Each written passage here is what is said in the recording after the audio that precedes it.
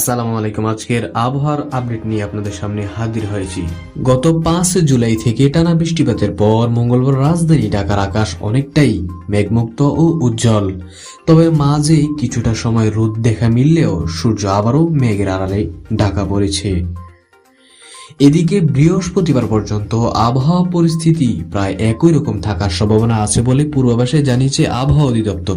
তবে এরপর আবারও বাড়বে বৃষ্টির প্রবণতা। আকাশ উজ্জ্বল হলেও দিনের শেষ ভাগে ঢাকায় মঙ্গলবার বৃষ্টি হতে পারে বলছে আবহাওয়া অধিদপ্তর।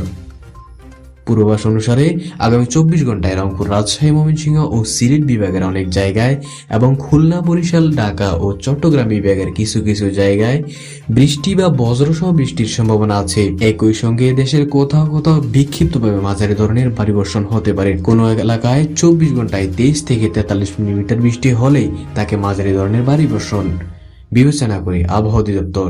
রাতের তাপমাত্রা 1 থেকে 3 ডিগ্রি সেলসিয়াস পর্যন্ত বাড়তে পারে। আবহাওয়াবিদ মোহাম্মদ তরিকুল ইসলাম নেওয়াজ কবির জানান, আগামী শুক্রবারের পর থেকে বৃষ্টিপাত একটু বাড়তে পারে। তবে বিগত দিনে যেমন অতি ভারী বর্ষণ হয়েছে সেরকম হওয়ার সম্ভাবনা খুবই কম বা ক্ষীণ। তিনি বলেন, বর্ষায় মৌসুমী নিম্নচাপের পর সাধারণত বৃষ্টির প্রবণতা বাড়ে। এবারও তাই হয়েছে। জুলাই মাসে দেশে সবচেয়ে বেশি বৃষ্টি হয়। যে অতিরিক্ত বৃষ্টি হলো সেটি মৌসুমী নিম্নচাপের কারণে। এই মাসের শেষের দিকে আরেকটি লঘুচাপের সম্ভাবনা আছে, সেটি তুলনামূলকভাবে দুর্বল থাকবে।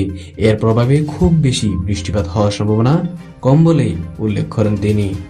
এই ছিল আজকের আবহাওয়ার খবর। পরবর্তী আপডেট পেতে চ্যানেলটি সাবস্ক্রাইব করে সাথে থাকুন।